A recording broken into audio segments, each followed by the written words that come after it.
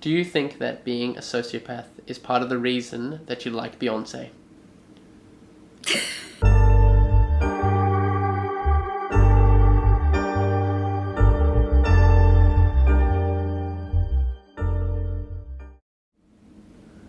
Yeah, alright, fatty, get a job.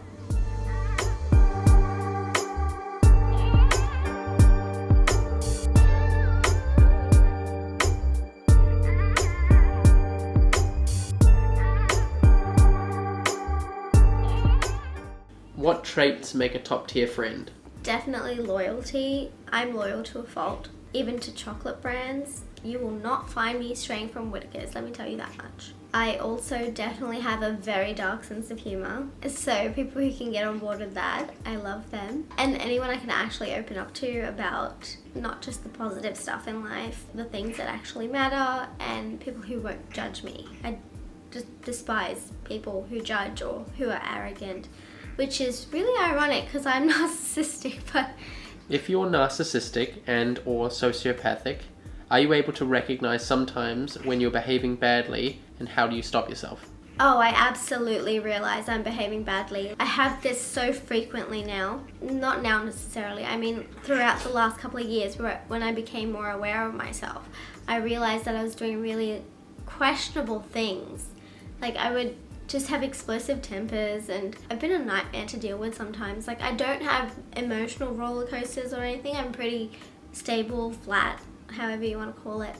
But I realize that I'm being very controlling a lot of the time. I've often wondered, am I becoming abusive? And sometimes I really feel like I am. And that's when I know to rein myself in and to like pull my head in essentially. I don't want to go down that slippery slope of becoming a horrible person and then just blaming it on the personality disorder. It's just, you need to take accountability, and that's kind of what I do. Why are you so beautiful, please? Because of my makeup artist, Fox. She is a godsend. Aww. Why do you want to help others, and how does it benefit you? So there's so much misinformation out there that it's been affecting me, my friends, everybody who actually suffers from ASPD. And the thing is that I've gone through some extreme loneliness and depression, not being able to talk about my experiences, not being able to open up, and it's been very difficult for me. Like I've had attempts at suicide, and I think it was primarily because I was trying to live as a neurotypical, and like I'm just not wired that way, so I couldn't really handle it at all. I also just feel this sense of, if I'm lonely, then other people with ASPD are lonely, and maybe we can like get together and not be lonely at all. And I don't know, that probably doesn't sound very sociopathic of me, but I think honestly we'd have a great time together. But also, as in how does it benefit me? If I create awareness for sociopathy and what it actually is, or antisocial personality and how it actually is, people out there will understand me. They won't think I'm a monster. They won't not treat me as a psychiatrist. They will understand that there's more to me than just this ridiculous label that just seems to be synonymous with evil. Sociopath is synonymous with evil at the moment, and it would be great if it wasn't. The information I'm giving, I'm hoping it benefits us. You know, we're demonized constantly, so it'd be nice for that demon to just march its little butt off. Here's a saucy question. If you cheat on your boyfriends, why not simply be polyamorous and have everyone on board? Okay, so first I want to clarify this cheating aspect, because it's come back to bite me in the ass, and it's like, that's not how I put it out there, but okay. So when I was cheating, it was more in terms of emotional cheating. I didn't physically have sex with anyone. I didn't, have any of that sort of physical contact, because I am very conservative. I generally, would just go with guys on dates and go get lunch and dinner, and I love the extra attention from different people, guys and girls, because I'm bisexual. What I was looking for was that constant sense of attention, which kind of seems to be for everybody lately. Like I just don't get it, and then they call everyone a narcissist. Honestly, I am way too conservative to be polyamorous or in that kind of a situation. All right, next question. Do you think having self-awareness is a plus or minus for you? For others, definitely a plus. For me, a negative. It's not that great because I know what I'm doing is bad and I have to change everything that I do. But if I was living in ignorance, maybe it would have been fine and I could just go on living thinking it was normal. I don't know, I think for others definitely though it's a pro because they don't have to deal with that crap anymore. Can you feel obsessive about knowing everything about someone? Yes, absolutely. So I can get obsessively interested in someone, find out all the information about them, be super excited about the whole relationship before it just fizzles out in the next 2 weeks. Even when I'm writing my books and just researching any true crime, I get so in depth. I know everything about Ted Bundy, about Jeffrey Epstein. The knowledge that I have on these men, unfortunately, and so many others kind of lead into my obsessive nature. It's really, really helpful in social situations to actually have that information from people and to use it in order to make yourself a bit more appealing overall, because people believe that you're very interested in them and they like talking about themselves. So the thing is, it's just you let them do that and they love it. So that's kind of what happens with the obsessive thoughts and the obsessing over details. If you remember tiny details about people, they feel like an attachment to you, which is something that sociopaths use quite a lot. How do those who deal with an inability to empathize enjoy watching a movie, for example? I like movies. I watch a lot of movies. I wouldn't be crying if they're crying or anything. I did get quite affected by Schindler's List though and 12 Years a Slave. Those were not a good time for me. Just because I don't relate doesn't mean I don't enjoy them. So movies are surface level, just like me. Do you think that being a sociopath is part of the reason that you like Beyonce? I don't even know what this means, honestly. But have you heard Beyonce sing? And have you looked at Beyonce? She's a goddess. I fucking love Beyonce. Alright, Kanika's gonna love this question. Could you give your opinion on what could have happened in the Chris and Shanann Watts case? Don't even get me started on this motherfucker Chris Watts. I swear to God, I'm gonna kill this motherfucker. Those baby girls were the most beautiful little things. Little Celeste with her pigtails. I don't understand. I don't understand anything. I don't understand why he did this. Honestly, as a sociopath, my answer would have been move to another state, change your identity, pretend you're dead or something. I would fake my own death and just escape. If I was that unhappy in a marriage and wanted to get an out with a new partner, you're fuck that, I'm moving to Queensland and changing my name. He killed his wife, his pregnant wife, and his 2 baby daughters, and then he crushed their bodies to fit into these tiny sections in the oil tanks. What the fuck is wrong with you, man? High functioning sociopaths, just leave. We don't murder our families. Is it easy for you to spot other psychopaths and sociopaths? 100%. I can spot all of them. All of them. It's the eyes. I'm telling you, it's the eyes. I heard a psychiatrist, I don't remember which psychiatrist it was because I was treated by a team in New York. But one of them was saying that you feel a little jolt in your chest if you meet eyes with a sociopath or psychopath, because they don't blink and they have sort of a reptilian eye situation going on. So that kind of is true. It gets really interesting though, because we start mirroring each other and we don't know what to mirror, and it's just I'm a robot, I've forgotten how to function. Alright, what motivates you to educate people on YouTube about personality disorders? There's a huge misconception about personality disorders all over the media and social media now too.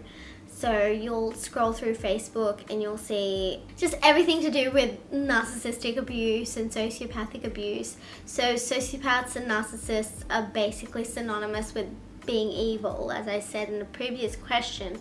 And this makes it very dangerous for us to ever talk about how we feel. Now that's bad, because if we try to hold things in, they just explode at some point and it takes a lot of casualties.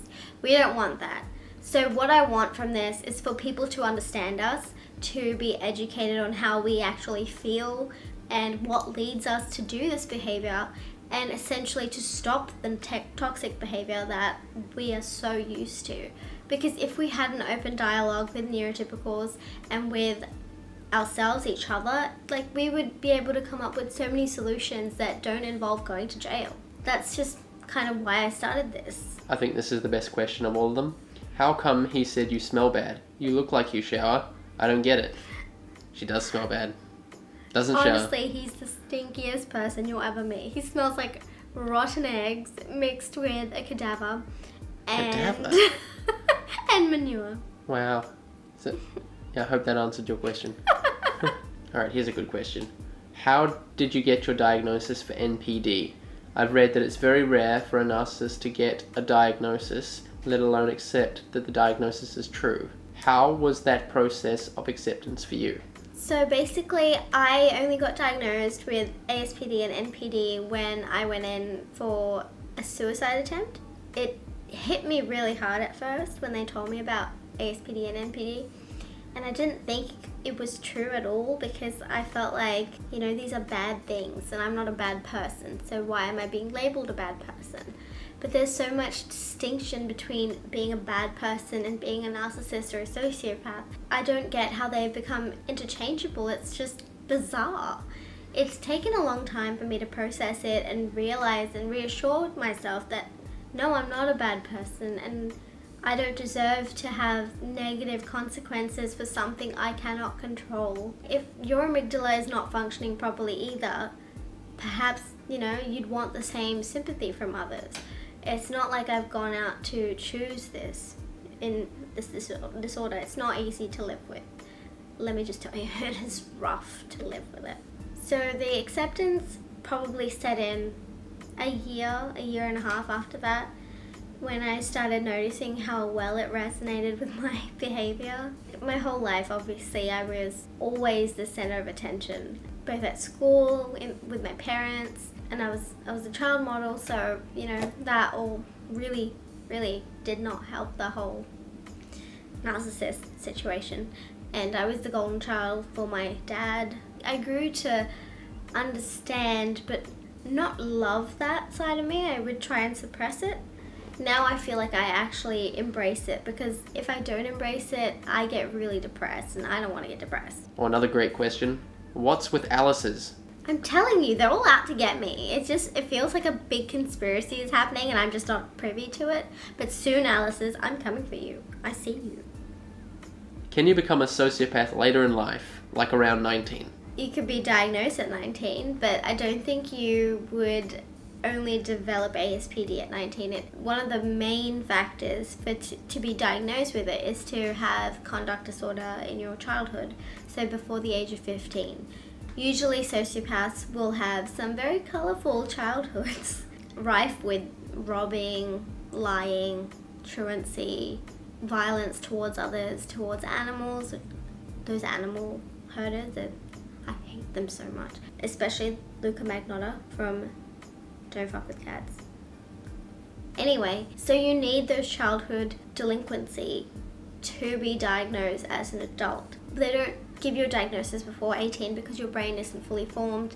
It isn't at the point where they know it's stable. It's where it's not going to change and develop into something, more empathetic. Think about it. Children are the biggest narcissists on the planet.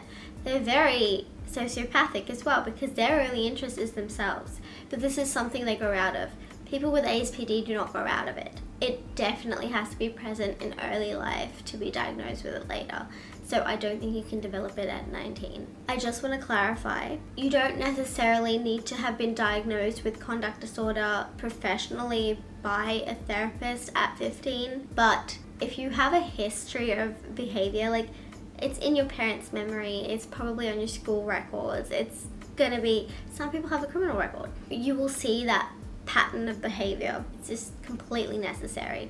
Not a necessary diagnosis, but the behavior has to be there. Is there any recommendable unprejudiced literature about sociopathy? Yes, The Wisdom of Psychopaths. Check it out. He's a psychologist, I believe, and he works with a lot of sociopaths, and he had his brain scanned, and guess what? Amygdala's fucked up. But yeah, check that out. It's really positive. It's fantastic. Why do you use the term sociopath? From what I understand, it's not a medical term and never has been, and adds the negative connotation to ASPD. Just wondering if that's true and why you use it over ASPD sometimes. I will actually be speaking about this in a longer video, the one that I'm doing next week, after I go and hound some people on the street and ask them about their notions of sociopaths, psychopaths, and narcissists. This is like very important to me. Obviously, the words sociopath and psychopath can cause immense damage to a person's reputation, but I use them in this context because I know that people out there do not know what antisocial personality is. So they're not going to be searching up antisocial personality disorder. It's very rare that they will be doing that.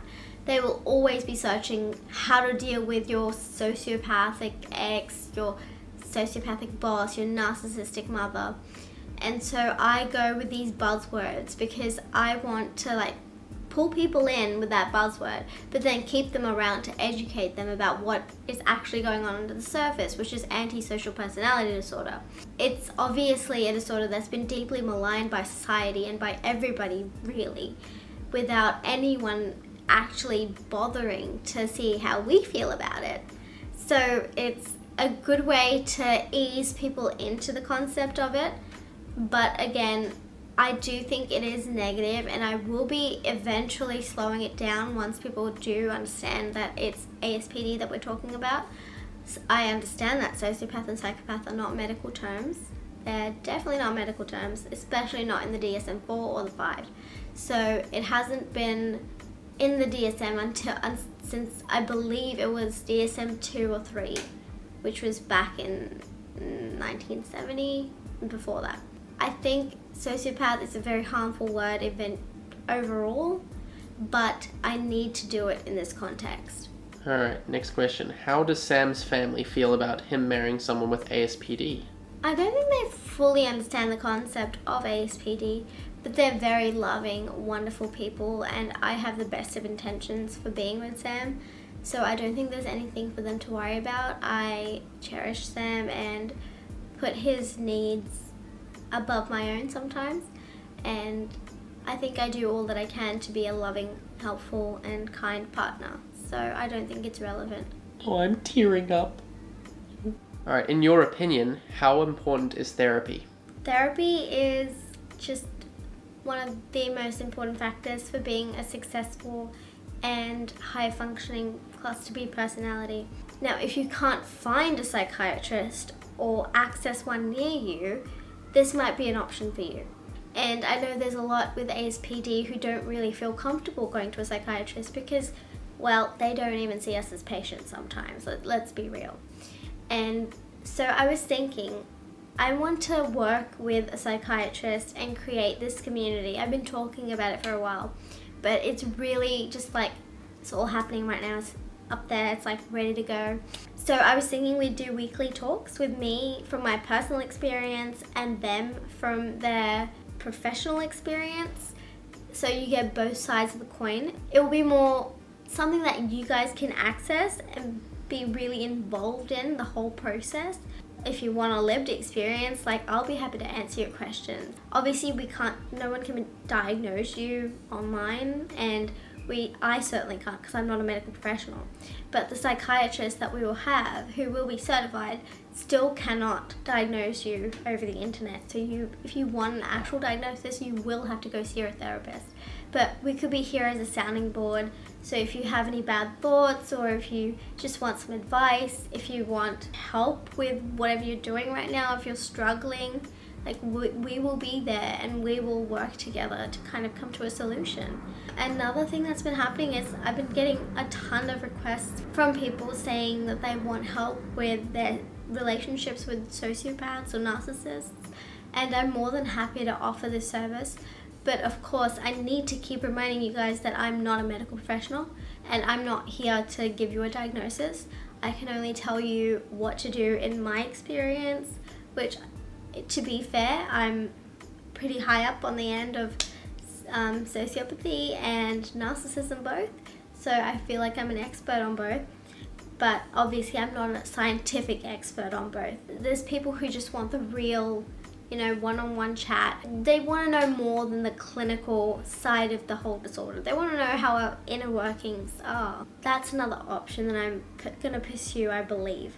But definitely this community of having an actual doctor or multiple doctors in the chat room, or just making posts and interacting with you guys, I think that's probably the most important thing that I could be doing right now. All right, interesting question here. Do you know any psychopaths? If so, what ways can you relate, or are there any differences you notice? Yes, I do know several psychopaths in real life. The main similarities that we have is the lack of empathy, lack of remorse, lack of guilt, and inability to form generally deeper connections. I can form them, but it's really rare. In terms of psychopaths, they don't seem to form them at all. There are some small situations where they do feel connected to others, but that's because they consider those other people to be an extension of themselves. I'm also very cluttered.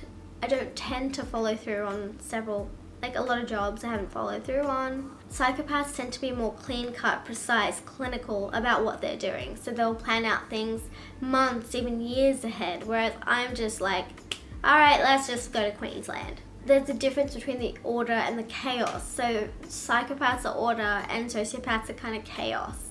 That's how I see it in my mind. Sociopaths are definitely, in my opinion, made. Psychopaths are born. What do you think the difference between your ability to choose to be ethical and others seeming not to be able to control it? So I want to dispel the myth that somebody can't control it. They can 100% control it. We do have very strong urges, but we don't have to act on them. It's difficult to suppress them, but we don't have to act on them. But I think the main difference is both willpower and being higher functioning and aware. Being aware is the biggest issue. Because if you're not aware of what you're doing and how it's wrong, you're going to keep doing it because you're going to be like, well, this is pretty normal for me. So the thing is recognizing that those traits within yourself. And if you have been diagnosed, I know it stings when you first get it. It's like a bee sting. It's just terrible. But maybe just after you do hear it, just give yourself a little bit of time to process it and then try and assess whether your behavior does match what you've been labeled with. I think if we face our urges, our desires, that we can combat them and overcome them.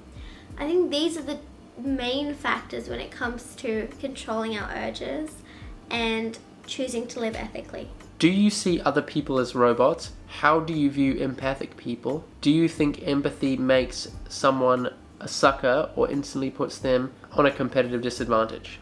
I think it does put them at a competitive disadvantage. And having been someone who's been compassionate to someone who's my direct competition, I know it's a terrible idea, unfortunately. Learned that one a little bit too late. I don't see empaths as robots. I don't understand them. I don't understand why they need to take on other people's problems instead of just helping them rationally sort them out rather than, piling it and burdening themselves with it. I just don't see the point in that. I think guilt is a terrible emotion that's been used to control the masses, and I don't understand why you would want to have something like that. It's just horrible. I'm very grateful to not actually feel guilt or anything. I also don't think empathy is all it's cracked up to be in terms of being enjoyable. It does not sound pleasant to me at all. I still think that I can have a perfectly good connection with someone without having to carry their worries on me, because I've got enough to handle for about 500 years. If a sociopath murders someone, do they feel anything? So an interesting thing to talk about here is, because I've done such in-depth research of Ted Bundy for my book Honey Trap, I listened to the troves of him just going on for hours and hours. He would talk about his murders in the third person.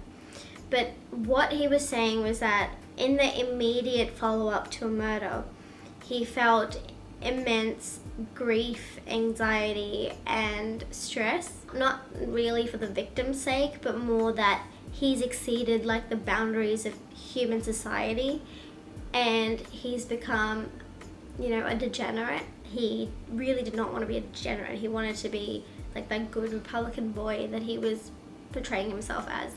He also was worried about getting caught, so anxiety for that. And he'd also go into a deep depression because he had bipolar disorder that was diagnosed by Dr. Otnell Lewis. So she asserted that he had manic depression, which back then, you know, was the name for bipolar. And so he would generally kill in his manic phases, and then he'd have his downward spirals. And that's when he would feel not the guilt, he did not feel guilt, but he would second guess himself, and he would be afraid that, you know, things were closing in on him, which they weren't. He literally only got found because he was a bad driver. He never got arrested for his actual crimes. I definitely think killers feel something when they do kill, both during and after, and it's not just enjoyment. There's the same regular emotions of being panicked, being scared, being stressed about being caught. All of those things tend to still be there. What do you think of H.D. Tudor and Sam Vaknin? Have you followed their work? I haven't really looked into H.D. Tudor, which I actually should because I hear such wonderful things. As for Sam Vaknin, I became aware of him back in about 2009, and I found him to be one of the most insufferable people I've ever encountered. He keeps making himself out to be the prototypical like narcissist and sociopath. He writes all these horrible negative articles about it, but then he'll also say good things about it, but he mainly focuses on the negatives. I watched a documentary that he was in, and he just, he seems awful. Like, he's got some good literature out there about narcissism and sociopathy, but if you read them, you'd really want to run because you don't want to be around someone who is that unpleasant generally. No offense, Sam, if you're watching this, I don't like your sort of stuff. Like, I want to be a more positive influence on the community, not to bring us down even further. Alright, last question. How would you suggest for someone to get a general exam to see if they have anything going on with them? I have no insurance and no idea how to go about, but I often wonder if I'm regular or not. So I understand that you don't have the funds to go see a psychiatrist. I'm not sure what your situation is, but you can talk to a GP about this. They can give you a basic idea of whether they think you have a problem or not, and they can refer you to a psychiatrist or psychologist. I don't know if you're in America where like everything is $1 billion and you need healthcare up the yin yang to like actually get any help, but usually it's good to go to see your primary physician first, who can then refer you. And let's say if you get past that point where you have seen your physician and you've been sent to a psychiatrist and they've just cost too much, then perhaps like you can talk to a counsellor. In Australia, there's so many services that you can use. Like, there's the hotlines, there's so much going on. I think another option could potentially be inpatient if you are having a crisis. I would not recommend this for just general inquiries, but if you are really struggling, you can go to a public hospital, and honestly, public hospitals have quite terrible sort of psychiatric facilities, but that's kind of America in general. Like, you guys have the worst healthcare system in the world. Unless you're rich, then you have an excellent healthcare system. But if you're in Australia, definitely try and see your GP first, and then hope to be referred to a doctor who does take Medicare, and you know, you only have to pay a minor part of the fee. Obviously, we will soon be having a psychiatrist on board, and when we do have our community set up and we do our weekly like check-ins and mentoring, you are more than welcome to discuss it with the psychiatrist who's there. Obviously, again, no diagnosis, like we cannot do that over the internet. Nobody can do that. So just remember that. But like, if you want like practical experience and you want an actual medical experience, then that might be the option for you. But thank you guys for watching. There were a lot of questions. I could only get through some of them. I will do another one of these soon, and stay tuned for later this week when I go ruffle some feathers